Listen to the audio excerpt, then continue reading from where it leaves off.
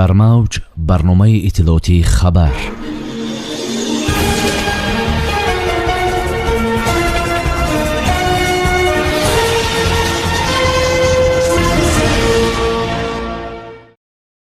вазири корҳои дохилии Русия Владимир Колокольцев дастур дод ки назорат аз болои қабули шаҳрвандони хориҷӣ ба шаҳрвандӣ пурзӯр карда шавад. Ин нуктаро вазири корҳои дохилӣ зимни муаррифии роҳбарони сохторҳои ин ниҳод дар Чеченистон ва вилояти Оренбург баён дошт. Назорат ҳангоми қабули шаҳрвандони хориҷӣ ба шаҳрвандии Русия, инчунин ҳангоми додани санади иқомати муваққатӣ ва иҷозатномаи будубош дар робита ба тағйири маълумоти аввалия ва мавҷудияти мамнуияти вуруд ба кишвар бояд пурзӯр карда шавад, гуфт вазир. Ба гуфтаи Колокольцев, барои муайян кардани шахсоне ки аз сабти изи ангушт ва аксбардорӣ саркашӣ мекунанд, чораҳои иловагӣ бояд андешида шаванд. Афроде ки ба амнияти ҷамъиятӣ таҳдид мекунад, қатъиян аз қаламрави кишвар хориҷ карда шуда, вазъи ҳуқуқии онҳо бекор карда мешавад, таъкид намуд вазир. Бояд гуфт ки дар Федератсияи Русия аз 26 октябр қонун дар бораи шаҳрвандии Русия эътибор пайдо кард.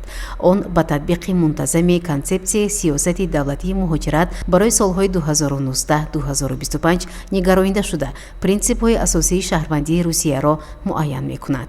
Ҳамин тариқ шаҳрвандии Русия яксон ва баробар аст, новобаста аз асосҳои ба даст овардани он. Шаҳрванд наметавонад аз ҳуқуқи тағйир додани он маҳрум карда шавад. Зиндагӣ дар хориҷа шаҳрвандиро қатъ намекунад. Шаҳрванди Русия наметавонад аз қаламрави кишвар хориҷ ё ба давлати хориҷӣ истирдод гардад. хабар медиҳад Спутник Тоҷикистон. дар мавҷ барномаи иттилоотии хабар.